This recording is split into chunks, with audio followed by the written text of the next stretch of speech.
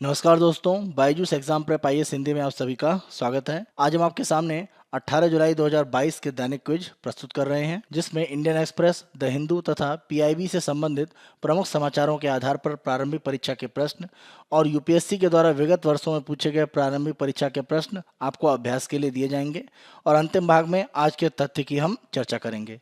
आज का पहला प्रश्न हम देखते हैं। अर्थव्यवस्था की स्थिति, state of the economy report किसके द्वारा जारी की जाती है? ध्यान रखें, इस रिपोर्ट को मासिक आधार पर प्रमुख रूप से देश की अर्थव्यवस्था की जो स्थिति है उसका आकलन एक प्रस्तुत करने के लिए आरबीआई के द्वारा जारी किया जाता है। तो यहाँ पर उत्तर आपका हो जाता है सी, आरबीआई। इस प्रश्न का आधार यह है कि आरबीआई के द्वारा state of the economy report में प्रमुख रूप से माना यह जा रहा है कि जिस तरह से अलग अलग वस्तुओं के मूल्यों में गिरावट आ रही है, आने वाले समय में मुद्रास्फीति का दबाव जो भारत में बना हुआ है उसमें कुछ सुधार हो सकता है। आज के दूसरे प्रश्न को हम देखते हैं। निम्नलिखित में से कौन सा या कौन से कथन सही हैं या हैं? पहला, भारत में एक महिला राष्ट्रपति रह चुकी हैं लेकिन अब तक कोई महिला उपराष्ट्रपति नहीं रही हैं। महिला राष्ट्रपति के रूप में अगर हम देखें तो प्रतिभा देवी सिंह पाटिल कार्य कर चुकी हैं। इस आधार पर पहला कथन सत्य है क्योंकि अभी तक कोई महिला उपराष्ट्रपति नहीं है। दूसरा, राज्यसभा लोकसभा की संयुक्त बैठक में पारित प्रस्ताव द्वारा उपराष्ट्रपति को पद से हटाया जा सकता है। ध्यान रखें, उपराष्ट्रपति को पद से हटाने का जो प्रस्ताव है वो राज्यसभा में बहुमत के रूप में पारित होता है और अंतिम रूप में लोकसभा उसको मंजूरी देता है। इस रूप में उपराष्ट्रपति को उसके पद से हटाया जा सकता है। संयुक्त बैठक की ऐसी कोई स्थिति नहीं होती है। इस आधार पर दूसरा कथन गलत है, पहला सत्य है। तो उत्तर है ए, केवल एक सत्य है। भारत के उपराष्ट्रपति के संदर्भ में चुनाव की प्रक्रिया एक तरह से चल रही है। इसी संदर्भ में हमने आधार बनाकर उपराष्ट्रपति के संदर्भ में आपसे प्रश्न पूछा है। आज के तीसरे प्रश्न को हम देखते हैं। सांडा खेती की विधि निम्नलिखित में से किस फसल से संबंधित है? ध्यान रखें, चावल की खेती से संबंधित है और प्रमुख रूप से अगर हम देखें तो इसे पूर्वी उत्तर प्रदेश में उपयोग किया जाता है। माना यह जाता है कि जब भी वर्षा कम होती है तो ऐसी स्थितियों में ये जो सांडा पद्धति है उसका प्रयोग पूर्वी उत्तर प्रदेश में किया जाता है। आप ध्यान रखें, जब हम धान की बुआई करते हैं तो पहले छोटे स्थान पर उसकी बेहन लगाई जाती है, यानी छोटे पौधे उसके तैयार किए जाते हैं और उसको फिर बड़े खेत में आगे स्थानांतरित किया जाता है। तो अगर बारिश कम हो रही होती है तो ऐसी स्थिति में सांडा पद्धति का उपयोग किया जाता है। प्रारंभ में जो भी बेहन तैयार हो रही होती है, यानी छोटे पौधे जो बनते हैं, उनको बड़े खेतों में सीधे नहीं लगाया जाता है, उनको इससे दुगने छोटे से क्षेत्र में लगाया जाता है। उसके बाद उनको बड़े खेत में लगाया जाता है। तो सांडा पद्धति का मतलब ये रहता है कि दो बार एक तरह से बेहन को या छोटे जो धान के पौधे होते हैं उनको एक तरह से अलग करके अंतिम रूप में फिर खेत पर लगाया जाता है। तो पहले यहाँ पर आपने धान एक तरह से बुआई करा, जब छोटे रूप में पौधे बन गए या बेहन बन गई उसको यहाँ पर स्थानांतरित करा और अंतिम रूप में यहाँ से हटाकर आप बड़े खेत में जहाँ पर आप धान लगाना चाहते हैं वहाँ पर उसकी बुआई करते हैं। प्रक्रिया जो 2 चरण की होती है उसको बढ़ाकर 3 चरण कर दिया जाता है। तो अगर वर्षा में थोड़ी सी देरी होती है तो सांडा पद्धति के माध्यम से चावल के उत्पादन की प्रक्रिया को सामान्य रखा जा सकता है। इसे पूर्वी उत्तर प्रदेश में प्रमुख रूप से उपयोग किया जाता है। उत्तर है हमारा बी, चावल। यहाँ पर यह प्रश्न हमने इसलिए पूछा है कि वर्तमान में देखा यह जा रहा है कि जितने क्षेत्र में धान की बुआई होनी चाहिए उतना क्षेत्र अभी नहीं आ पाया है। इस रूप में माना जा रहा है कि कहीं धान का जो उत्पादन है उसमें गिरावट ना आए और ऐसी स्थिति में आप देखें उससे बचने के लिए पूर्वी उत्तर प्रदेश में किसानों के द्वारा ये जो सांडा पद्धति है उसका प्रमुख रूप से उपयोग किया जा रहा है। आज के चौथे प्रश्न को हम देखते हैं।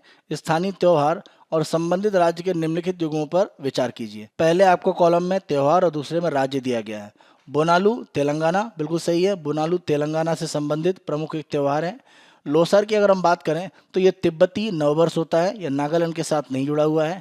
खर्ची पूजा की बात करें तो ये त्रिपुरा से संबंधित एक तरह का त्यौहार है। गणगौर महोत्सव की बात करें तो प्रमुख रूप से राजस्थान और मध्य प्रदेश में होता है, लेकिन इसका कुछ एक तरह से जो आयोजन है वो गुजरात और एक तरह से बंगाल के कुछ क्षेत्रों में भी किया जाता है। इस आधार पर तीसरा कथन भी सत्य है। तो यहाँ पर आप देखें, पहला, तीसरा, चौथा, 3 जो युग्म है वो सही है। इस आधार पर हमारा उत्तर हो जाता है सी, केवल 3 युग्म। यहाँ इस तस्वीर में अगर हम देखें तो बोनालू त्योहार से ही संबंधित है, जहाँ पर देवी काली के भाई पोथाराजू के एक तरह से जो चित्र है उसके आधार पर इन लोगों ने अपने मुखौटे बनाए हुए हैं। तो बोनालू त्योहार तेलंगाना से प्रमुख रूप से संबंधित है। दैनिक क्विज के दूसरे भाग में हम यूपीएससी के द्वारा विगत वर्षों में पूछे गए प्रारंभिक परीक्षा के प्रश्न आपको अभ्यास के लिए देते हैं।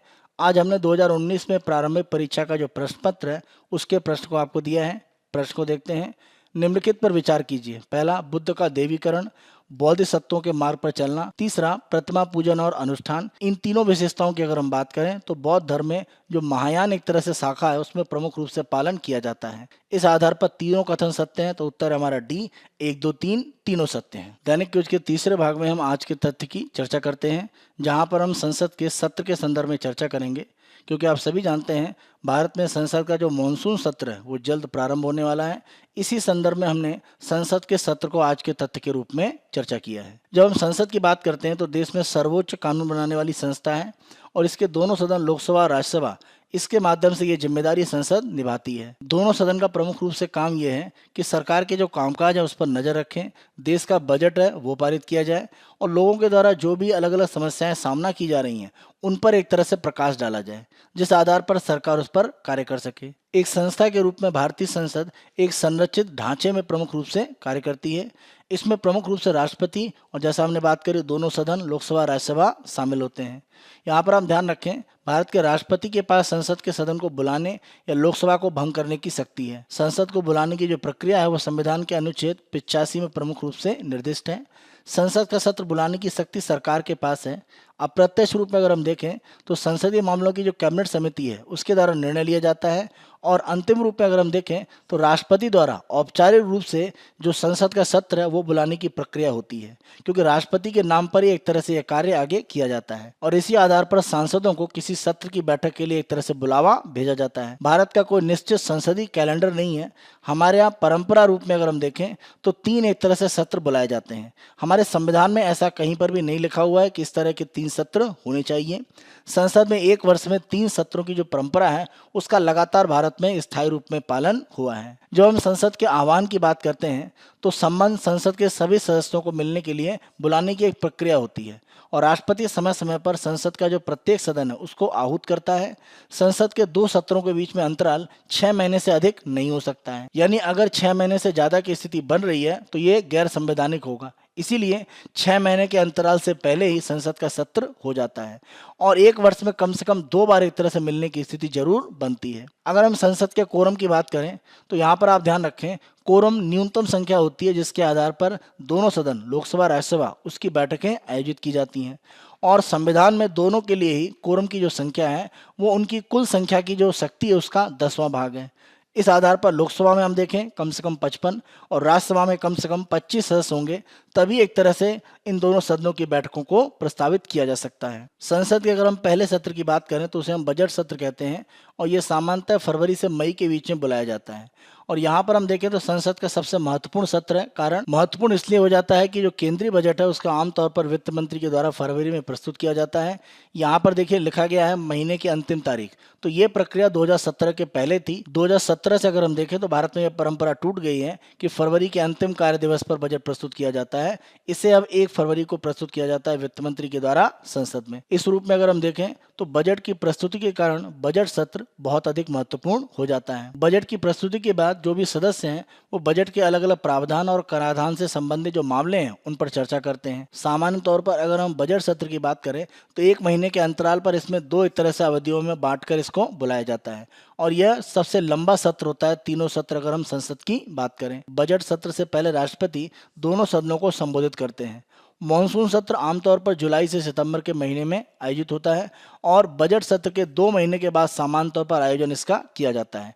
इस सत्र के दौरान जनहित के मामलों पर चर्चा की जाती है। संसद का तीसरा और सबसे छोटा सत्र है जो नवंबर के मध्य से दिसंबर के मध्य तक आयोजित किया जाता है और उन मामलों को उठाया जाता है जिन पर पहले विचार नहीं किया जा सकता था और संसद के दूसरे सत्र के दौरान विधायी कार्य की अनुपस्थिति की भरपाई करता है। इस रूप में संसद के 3 सत्र भारत में आयोजित किए जाते हैं। भारतीय संविधान में संसद के संयुक्त सत्र की व्यवस्था इसलिए बनाई गई है कि अगर दोनों सदनों के बीच में कोई गतिरोध होता है तो उसे तोड़ने के लिए संसद के जो दोनों सदन है लोकसभा और राज्यसभा उनकी संयुक्त बैठक यहाँ पर कार्य करती है। इसे एक तरह से राष्ट्रपति के द्वारा बुलाया जाता है। इस सत्र की अध्यक्षता लोकसभा अध्यक्ष के द्वारा की जाती है और उनकी अनुपस्थिति में लोकसभा के उपाध्यक्ष के द्वारा, और दोनों की अगर अनुपस्थिति होती है तो राज्यसभा के जो उपसभापति होते हैं वो प्रमुख रूप से इस सत्र को संचालित करते हैं। यदि उपरोक्त में से कोई मौजूद नहीं है तो संसद का कोई अन्य सदस्य दोनों सदनों की सहमति से अध्यक्षता कर सकता है। ये हमारा 18 जुलाई 2022 का दैनिक क्विज है। आने वाले दिनों में अन्य दिनों के दैनिक क्विज हम आपको इसी तरह से प्रस्तुत करते रहेंगे। Byju's exam prep IAS Hindi को आप बहुत अधिक पसंद कर रहे हैं। अधिक से अधिक संख्या में लाइक, शेयर और सब्सक्राइब करना ना भूलें। धन्यवाद।